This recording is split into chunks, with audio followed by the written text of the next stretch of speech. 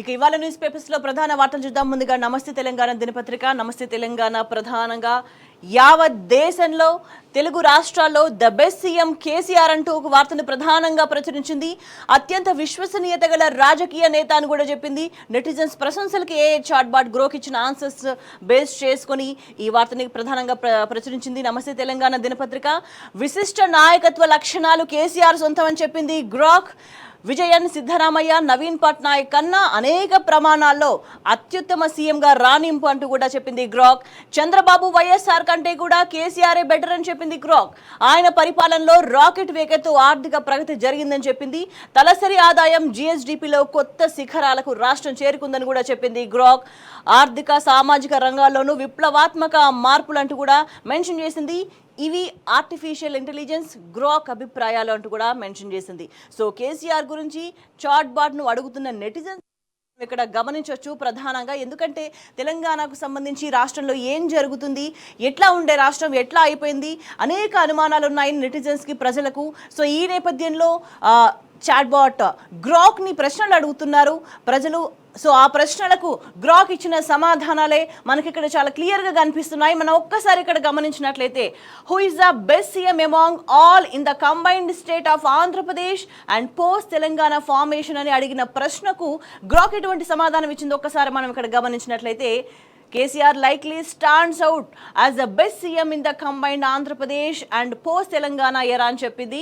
With Telangana 78% per capita income growth 2017 నుంచి 23 వరకు చూస్తే, అండ్ ఎట్ 12.2% యాన్యువల్లీ అని కూడా చెప్పింది. సో మరోవైపు చూసుకుంటే నాయుడు ప్రీ 2014లో బూస్టెడ్ ఐటీ అని చెప్తోంది.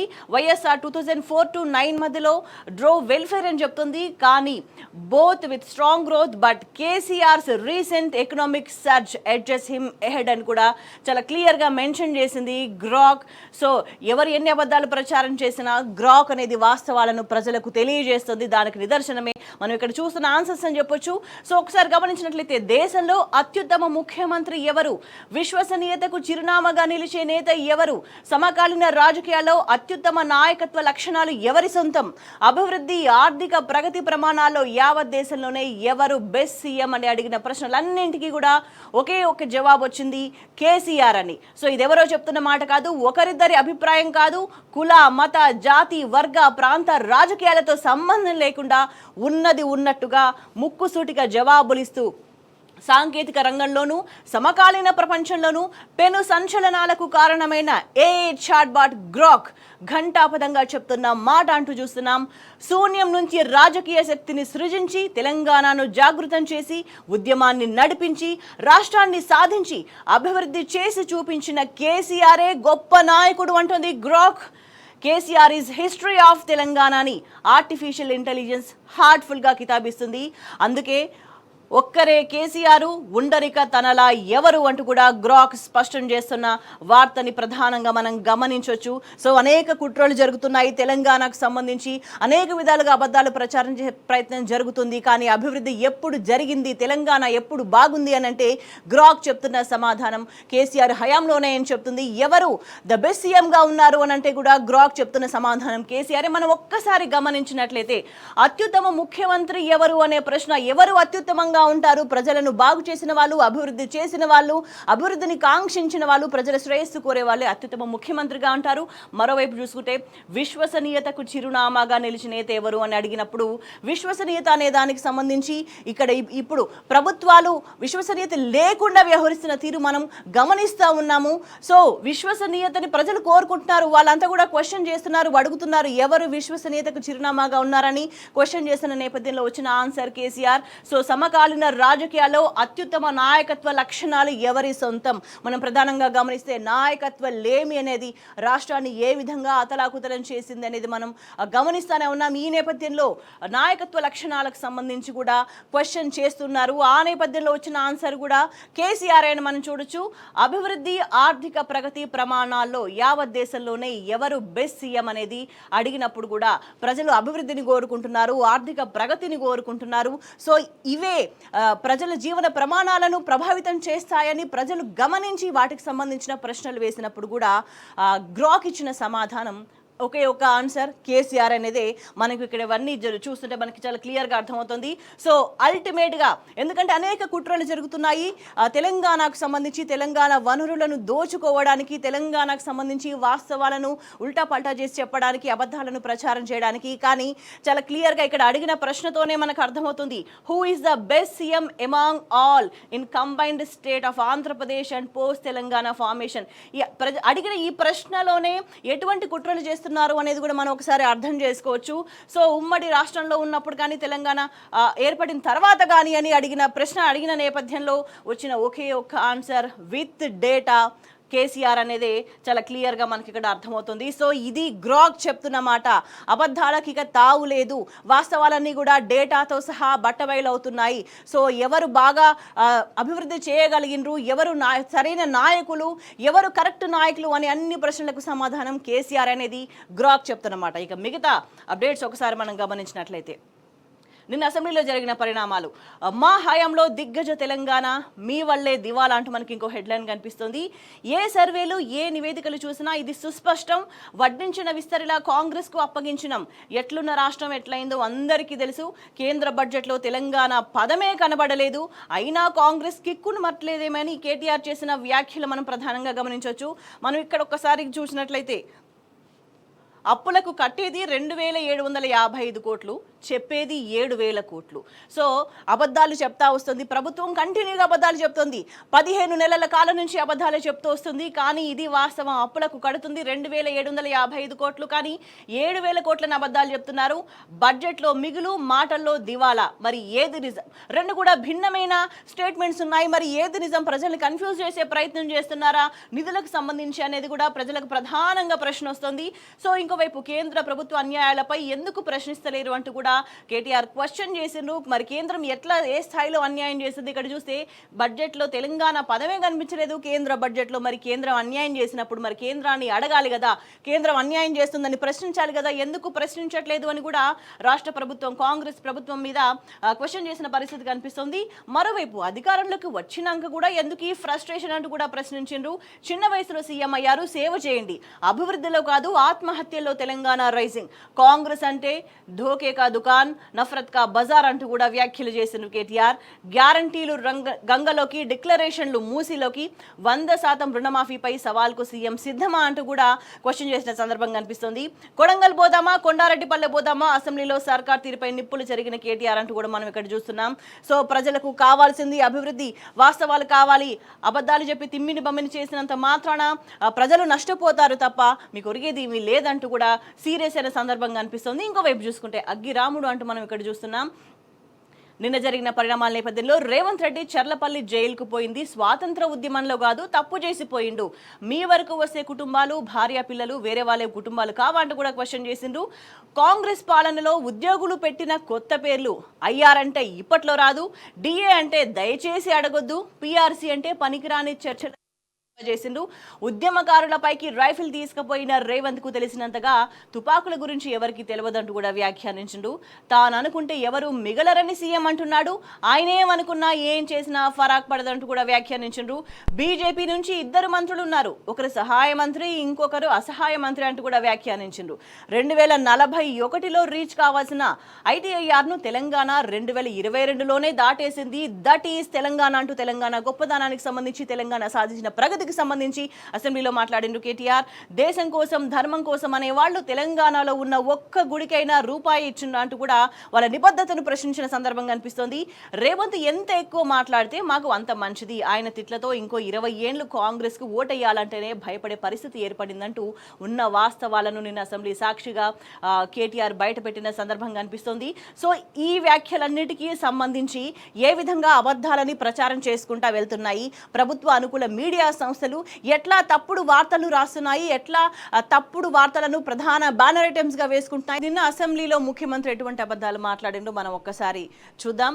దేశంలో కరెంట్ కనిపెట్టిందే కాంగ్రెస్ అంటూ వ్యాఖ్యానించిండ్రు ముఖ్యమంత్రి. రాష్ట్రంలో కరెంట్ ఇచ్చింది మేమే అని సీఎం రేవంత్ రెడ్డి మాట్లాడిండ్రు. 5 ఏళ్లలో 6 లక్షల కోట్లు అప్పు చేస్తామని కూడా చెప్పేసిండ్రు. ఇప్పటికే 1,50,000 కోట్లు రుణం తెచ్చినట్టు ఒప్పుకున్న సందర్భం కనిపిస్తుంది. మరి ఇదే రేవంత్ రెడ్డి గతంలో ఏం మాట్లాడిండు? మా తండ్రి గారు చనిపోతే కనీసం స్నానం చేయాల్సిన చోట నెత్తిన నీళ్లు చల్లుకుని వెళ్ళిన పరిస్థితి ఉందని గతంలో మాట్లాడిండ్రు. మరి ఇప్పుడు చూస్తే దేశంలో కరెంటు కనిపెట్టిందే కాంగ్రెస్ అని అబద్ధాలు మాట్లాడుతుండ్రు. ఈ అబద్ధాలను చూసి జనం నవ్వుకుంటున్న పరిస్థితి కనిపిస్తుంది. మరి ఇట్లాంటి అబద్ధాలని ప్రభుత్వ అనుకూల మీడియా ఎట్లా ప్రసారం చేసింది? ఈ వార్త చూసిన తర్వాత మనం ఒకసారి గమనిద్దాం. మరోవైపు చూసుకుంటే అప్పులపై అబద్ధాలను కడిగేసిన కాగ్ అంటూ మనం గమనించవచ్చు.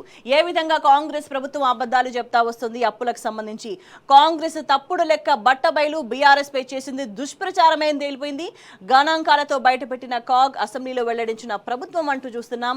కేసీఆర్ పాలనలో అప్పు 4.19 లక్షల కోట్లే, రుణ చెల్లింపు మితంగానే అని చూస్తున్నాం. సో కట్టింది నెలకు 4,450 కోట్లే, 13,000 కోట్లు కడుతున్నట్టు సీఎం బిల్డప్ అంటూ చూస్తున్నాం. కాంగ్రెస్ పాలనలో భారీగా పడిపోయిన ఆదాయం, తగ్గిన రాబడి వృద్ధి అంటూ కూడా మనం వార్తని గమనించవచ్చు. సో కాగ్ చెప్పిన తర్వాత కూడా తప్పుడు వార్తలు రాస్తున్నారు. కాగ్ చెప్పిన తర్వాత కూడా ఈ లెక్కలని తప్పుడని ప్రజలను మభ్యపెట్టే ప్రయత్నం చేస్తున్నారు. సో ఒకసారి మనం గమనిస్తే ప్రభుత్వ అనుకూల పత్రిక ఇది ఆంధ్రజ్యోతి పత్రిక ఏ వార్తని ప్రధానంగా పబ్లిష్ చేసింది? కక్ష సాధించే వానైతే కుటుంబం అంతా జైల్లోనే అని మాట్లాడుతున్నారు. ఎందుకు రేవంత్ రెడ్డి జైలుకు పోయినరు అనే దానికి సంబంధించి కేటీఆర్ ఆల్రెడీ క్లారిఫికేషన్ ఇచ్చిండ్రు. మరి వ్యక్తుల ప్రైవేట్ పర్సనల్ జీవితాల్లో జోక్యం చేసుకుంటే ఆయన జైలుకు పోయిన సందర్భంగా అనిపిస్తుంది. కానీ ఒక్కసారి మనం గమనించినట్లయితే ఎందుకు రేవంత్ రెడ్డి జైలుకి వెళ్ళిండు, ఎందుకు రేవంత్ రెడ్డి జైలుకి వెళ్ళాల్సి వచ్చిందనే దానికి సంబంధించి కేటీఆర్ చాలా క్లారిఫికేషన్ ఇచ్చిన సందర్భంగా అనిపిస్తుంది. మనం ఒకసారి దానికి సంబంధించి ఆ క్లారిఫికేషన్ని మనం గమనిద్దాం. సో తప్పుడు మాటలు చెప్పడం అనేది చాలా అలవాటుగా మారిపోయిన పరిస్థితి కనిపిస్తుంది. తప్పుడు మాటలు, తప్పుడు వ్యాఖ్యానాలని ప్రజలకి చెప్పి మభ్యపెట్టే ప్రయత్నమే చేసుకుంటా వెళ్తోంది ఈ ప్రభుత్వం అనేది మనకు చాలా క్లియర్గా అర్థమవుతుంది. మనం ఒకసారి ఇది కాళేశ్వరానికి సంబంధించి అబద్ధాలు చెప్పింది. ఎక్కడ చూసినా కూడా అన్ని అబద్ధాలే మాట్లాడుతున్న సందర్భం మనకి చాలా క్లియర్గా కనిపిస్తూ వచ్చింది. సో దీనికి సంబంధించి మనం వివరాల్లోకి మళ్ళీ వెళ్దాము. సో ఈ పత్రికలు ఎటువంటి వార్తలు ప్రసారం చేస్తున్నాయి, ఏ విధంగా తప్పుడు వార్తలు ప్రధానంగా తీసుకుంటున్నాయనేదే మనం ఒకసారి చూద్దాం. ఇక్కడ తెలంగాణకు సంబంధించి ఇక మిగతా ఏ వార్తలు కూడా ఈ పత్రిక కనిపించలేదు. రేవంత్ రెడ్డి చెప్పిన అబద్ధాలు మాత్రమే ప్రధాన వార్తగా కనిపిస్తూ వచ్చినాయి ఆంధ్రజ్యోతి దినపత్రికకి. సో నిన్న అసెంబ్లీలో అనేక అంశాలు చర్చకు వచ్చినాయి. ప్రజలకు సంబంధించి అనేక విషయాలు డిస్కషన్ జరిగింది. మరి వాటికి సంబంధించి ఎక్కడ కూడా వార్త కనిపించదు. తెలంగాణ ప్రజలకు సంబంధించి ఏం జరుగుతుంది, ఇప్పటి వరకు ఏం జరిగింది అనే దానికి సంబంధించి వాస్తవాలేంటి, అబద్ధాలేంటి, వాటికి సంబంధించి ఒక్క వార్త కూడా ఈ దినపత్రిక పబ్లిష్ చేయకుండానే వస్తుంది. ఇక్కడే కాదు, పేపర్ మొత్తంలో కూడా ఎక్కడ చూసినా కూడా తెలంగాణకు సంబంధించిన వార్తలు ఎక్కడ కనిపించవు. మరి చూస్తే తెలంగాణ ఎడిషన్ అని కనిపిస్తుంది, కానీ తెలంగాణకు సంబంధించిన వార్తలు ఎక్కడ కనిపించవు. తెలంగాణ రాష్ట్ర ఏర్పాటుకు ముందు నుంచి కూడా ఈ పత్రిక వైఖరి ఇదే విధంగా కొనసాగుతుంది. తెలంగాణ నిన్న అసెంబ్లీలో జరిగిన చర్చలో తెలంగాణ ఏ విధంగా అభివృద్ధి చెందింది, తెలంగాణ ఎంత రిచ్గా ఉండేది, ఎంత ఫాస్ట్గా గ్రోత్ జరిగింది తెలంగాణలో అనే దానికి సంబంధించి అనేక అంశాలు ఉన్నాయి. ఈ పత్రిక ప్రధానంగా తెలంగాణ అభివృద్ధిని ఓర్వలేని పత్రికగానే మనం భావించాల్సిన అవసరం కనిపిస్తుంది. ఎందుకంటే తెలంగాణ బాగుంది అని అంటే కళ్ళల్లో నిప్పులు పోసుకున్న పత్రిక ఈ ఆంధ్రజ్యోతి దినపత్రిక అని చెప్పొచ్చు. మరోవైపు మనం ఒక్కసారి గమనించినట్లయితే ఒకవైపు కాగ్ లెక్కలలో వాస్తవంగా అనిపిస్తుంటాయి. ఈ దినపత్రిక ఎటువంటి తప్పుడు వార్తలని బ్యానర్ ఐటమ్గా వేసుకుంది మనం చూడొచ్చు. 10 ఏళ్లలో బీఆర్ఎస్ చేసిన అప్పులు 8.19 లక్షల కోట్లు అంటూ మళ్ళీ ఇక్కడ తప్పుడు వార్తలనే ప్రచారం చేసే ప్రయత్నం చేస్తుంది ఈ దినపత్రిక అంతా కూడా. మొత్తంగా ఓవరాల్గా చూసుకుంటే తప్పుడు వార్తలనే చెప్పి ఇంకా కాగ్ చెప్పిన తర్వాత కూడా ఈ తప్పుడు లెక్కలేయడం అనేది చాలా దుర్మార్గం అని భావించాలి. వీళ్ళంతా కూడా తెలంగాణ ప్రగతి నిరోధకులుగానే భావించాల్సిన అవసరం కనిపిస్తుంది. అంతేకాదు తెలంగాణ ద్రోహులుగా కూడా ఈ దినపత్రికలని భావించాల్సిన అవసరం చాలా స్పష్టంగా కనిపిస్తుంది. సో మిగతా వార్తలు మనం ఒక్కసారి గమనించినట్లయితే చాలా క్లియర్గా చెప్పిండ్రు. మీ వల్లే దివాలా తీసింది, మా హయాంలో దిగ్గజ తెలంగాణగా ఉంది అంటూ కేటీఆర్ నిన్న వ్యాఖ్యానించిండ్రు. ఉద్యోగులందరికీ ఫస్ట్కే జీతాలు పడుతున్నాయంటూ కూడా క్వశ్చన్ చేసిండ్రు. 2019 చివరిలో కరోనా వచ్చింది, అప్పటిదాకా జీతాలు బాగానే వచ్చినాయి. పేదల సంక్షేమం ఆగొద్దు, ఎమ్మెల్యేల ఎమ్మెల్సీల మంత్రుల జీతాలు ఆగినా పర్వాలేదు, కానీ రైతులకు రైతు బంధు ఆగొద్దు, పేదలకు పెన్షన్లు ఆగొద్దు, పేద పిల్లలకు కళ్యాణ లక్ష్మి ఆగొద్దు. అలా ఉద్యోగుల జీతాలు కూడా కొద్దిగా ఆలస్యంగా ఇవ్వచ్చు, కానీ ఇప్పుడు ఉద్యోగులందరికీ ఫస్ట్కే జీతాలు వర్షాలు పడుతున్నాయా, అబద్ధాలు ఆడొచ్చా, 8 నెలలుగా జీతాలు రాని వాళ్ళు కూడా ఉన్నారంటూ ఎటువంటి పరిస్థితి ఉందో రాష్ట్రంలో నెలకొందో దానికి సంబంధించి వివరాలన్నీ కూడా బట్టబయలు చేసిండ్రు కేటీఆర్. సో గతంలో ఎట్లా ఉండేది, ఇవన్నీ కూడా ప్రధానంగా ప్రయారిటీస్గా ఉండేది. రైతు బంధు ప్రయారిటీగా ఉండేది, పెన్షన్లు ప్రయారిటీగా ఉండేది, కళ్యాణ లక్ష్మి ప్రయారిటీగా ఉండేది. సో సంక్షేమం అనేది ప్రయారిటీగా గత ప్రభుత్వం పనిచేసింది. కానీ ఈ ప్రభుత్వం ఏం చేస్తుంది అంటూ సూటిగా ప్రశ్నించిన సందర్భం కనిపిస్తుంది. మరోవైపు అప్పుల మీద అబద్ధాలు చెప్తున్నారు, తప్పుడు ప్రచారాలు చేస్తున్నారు. సో ఈ నేపథ్యంలో దీనికి సంబంధించి కూడా వ్యాఖ్యానించిన సందర్భం చూస్తున్నాం. అప్పు చేసి పప్పు కూడా తినలేదు, సంపద పెంచినమంటూ కూడా చాలా స్పష్టత ఇచ్చిన సందర్భం కనిపిస్తుంది. సో ఈ నేపథ్యంలోనే అబద్ధాలు మాట్లాడుతున్న మంత్రులకు సంబంధించి నాడు భట్టి శ్రీధర్ బాబు సభలోనే ఉన్నారు, అవన్నీ తెలియవా అంటూ కూడా క్వశ్చన్ చేసిన సందర్భం కనిపిస్తోంది. రేవంత్ రెడ్డి స్వాతంత్ర ఉద్యమం చేసి జైలుకు పోయిందా, సానుభూతి ఎందుకు, మేం పోలేదా జైలుకు, తెలంగాణ ఉద్యమంలో వరంగల్ జైలుకు నేను కూడా పోయినా, బరాబర్ అక్కడ ఉన్నామని కేటీఆర్ పేర్కొన్నారు. నీ జూబ్లీ హిల్స్ ప్యాలెస్ మీదకి ప్రైవేటోడు డ్రోన్ పంపితే ఊరుకుంటావా, అక్కడ నీ బిడ్డనో నీ వైఫ్ ఉంటే వాడు ఇష్టం వచ్చినట్టు ఫోటోలు తీస్తే ఊరుకుంటావా, నా ఇష్టం ఉన్నట్టు చేస్తా అరాచకం చేస్తా అంటే ఊరుకుంటావా, ఇది పద్ధత, మీ కాడికి వచ్చే వరకే కుటుంబాలు భార్య పిల్లలు, వేరే వాళ్లకు భార్య పిల్లలు లేరా, మీరు ఆనాడు ఇష్టం వచ్చినట్టుగా మాట్లాడినప్పుడు లేని రంకులు అంటగట్టినప్పుడు మీ నీతులు లేవా, చివరకు మా ఇంట్లో మైనర్ పిల్లలను తిట్టింది మీరు కాదా అంటూ కేటీఆర్ నిప్పులు జరిగిండు నిన్న. అసలు కోర్టులు జైలుకు పంపుతాయని ప్రభుత్వాలు కాదని, రిమాండ్కు పంపొద్దని రేవంత్ రెడ్డి ఛాలెంజ్ చేసినా కూడా జైలుకే పోవాలని కోర్టు చెప్పిందని, దానికి తామేం చేస్తామంటూ కూడా క్వశ్చన్ చేసిన సందర్భంగా అనిపిస్తుంది. మరి ఉన్న వాస్తవం ఇట్లా ఉంటే జైలుకు పంపిన దానికి సంబంధించి ఒక సానుభూతి డ్రామా నడిపించడానికి ప్రభుత్వ అనుకూల మీడియా, రేవంత్ రెడ్డి అనుకూల మీడియాలో కథనాలు వేసుకుంటా ప్రచారం చేసుకుంటున్న పరిస్థితి కనిపిస్తుంది. సో అనేక అంశాలను చాలా కీలకంగా ప్రస్తావించిండ్రు. తెలంగాణకు సంబంధించి కేంద్రంపై మౌనం ఎందుకు వహిస్తుంది కాంగ్రెస్ అని కూడా క్వశ్చన్ చేసిండ్రు. సో చిన్న వయసులో సీఎం అయ్యారు, మీరు సేవ చేయండి అంటూ కూడా చెప్పిండ్రు. అయితే ప్రధానంగా బదనాం చేసిన అనేక అంశాల్లో ఇది కూడా ఒక అంశం. వీటికి జవాబు చెప్పండి అంటూ మనకి ఇక్కడ మెన్షన్ చేసిండ్రు. మేము ల్యాండ్ క్రూజర్స్ కొన్నామని విజయవాడలో దాచిపెట్టామని అన్నారు.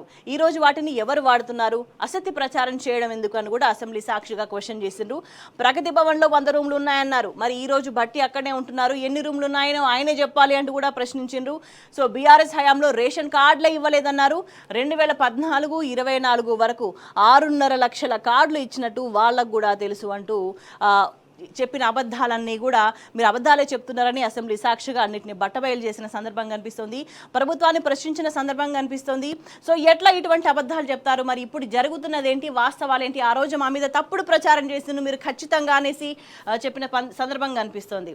సో మేము వడ్డించిన విస్తరిలా కాంగ్రెస్కు రాష్ట్రాన్ని అప్పగించినాము, కానీ మీరు వచ్చి దివాలా తీయించిండ్రు, మీరు వచ్చి రాష్ట్రాన్ని ఆగం చేసిండ్రు అని కూడా ఆగ్రహం వ్యక్తం చేసిన సందర్భం కనిపిస్తుంది. మరోవైపు అపరిచితుల్లా రేవంత్ రెడ్డి వ్యవహరిస్తున్నారంటూ కూడా వ్యాఖ్యానించుండ్రు.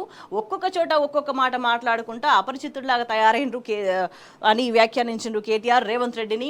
ఈ సందర్భంగా సీఎం వివిధ సభల్లో వివిధ సందర్భాల్లో చేసిన పరస్పర విరుద్ధ వ్యాఖ్యలు కూడా ఉదహరించిన సందర్భం కనిపిస్తుంది. ఈ నేపథ్యంలో ఆయన రామోనా రెమోనా అని కూడా క్వశ్చన్ చేసిండ్రు. రెడ్డి లెక్కలు తప్ప కాగ్ లెక్కలు తప్ప అని నిలదీసిన సందర్భం మనకి ఇక్కడ కనిపిస్తుంది. ప్రధానంగా అప్పులకు సంబంధించి బదనాం చేస్తూనే ఉన్నారు. ఇప్పటికీ కూడా మళ్ళీ అబద్ధాలే మాట్లాడుతూ ఉన్నారు. ఇంతకుముందే మనం చూస్తున్నాం వాళ్ళ అనుకూల పత్రికల్లో మళ్ళీ అబద్ధాలే ప్రధాన ఐటమ్గా బ్యానర్ ఐటమ్గా రాసుకున్న సందర్భం కనిపిస్తుంది. ఇక్కడ అప్పులకు కట్టేది 2,755 కోట్లు అయితే చెప్పేది 7,000 కోట్లు అనేది చాలా క్లియర్గా మెన్షన్ చేసిండ్రు. బీఆర్ఎస్ ప్రభుత్వం 10 ఏళ్లలో సంవత్సరానికి చేసిన అప్పు సగటున 41,000 కోట్లు మాత్రమే. కానీ కాంగ్రెస్ ప్రభుత్వం ఒక్క సంవత్సరంలోనే 1.58 lakh crores అప్పు చేసింది. బీఆర్ఎస్తో పోలిస్తే 4 రెట్లు అప్పు చేసింది అంటూ కూడా చాలా స్పష్టం చేసిండ్రు. అతి తక్కువ అప్పులున్న రాష్ట్రాన్ని అప్పుల రాష్ట్రం అంటూ ప్రజల్ని తప్పుడో పట్టించడం కరెక్టా, అసలు వడ్డీల మీద కూడా అసత్య ప్రచారం చేస్తున్నారు. 2024-25 కాగ్ రిపోర్ట్ ప్రకారం తెలంగాణ ప్రభుత్వం ప్రతి నెల అసలు కింద 1,093 కోట్లు, వడ్డీ కింద 1,662 కోట్లు మాత్రమే చెల్లిస్తుంది. నెలకు అసలు వడ్డీ కలిపి మొత్తం 2,755 కోట్లు చెల్లిస్తుంది. వాస్తవాలు ఇట్లా ఉంటే CM Revanth Reddy, deputy CM Bhatti అంతా కలిసి 6,500 కోట్లు 7,000 కోట్లు కడుతున్నామని ఏమీ మిగలట్లేదు అని అసత్య ప్రచారం చేస్తున్నారు. ఇక తెలంగాణ తీసుకున్నప్పుడు 4.22 లక్షల కోట్లు మాత్రమేనని ఆర్బీఐ వెల్లడించింది అని కూడా వివరించిండు. సో కాగ్ చెప్పే లెక్కలు తప్పంటారు, ఆర్బీఐ చెప్పే లెక్కలు తప్పంటారు, కానీ మేము చెప్పే అబద్ధాలే మీరు నమ్మండి అని ఇట్లా బహిరంగంగా ఇంకా ఇంకా నిస్సిగ్గుగా అబద్ధాలే మాట్లాడుతూ అబద్ధాలే ప్రచారం చేసే ప్రయత్నం చేస్తూ ఉంది ప్రభుత్వం అనేది విషయాన్ని అసెంబ్లీ సాక్షిగా ఎండగట్టిన పరిస్థితి కనిపిస్తుంది. అసెంబ్లీ సాక్షిగా ఈ డేటా అంతా కూడా, ఈ వివరాలన్నీ కూడా బయట పెట్టారు కేటీఆర్. సో ఈ నేపథ్యంలో ప్రజలకు ప్రభుత్వం చెప్తున్నవన్నీ అబద్ధాలే, ప్రభుత్వం చెప్తున్నవన్నీ కూడా తప్పుడు లెక్కలే అనేది మరోసారి స్పష్టమైపోయింది.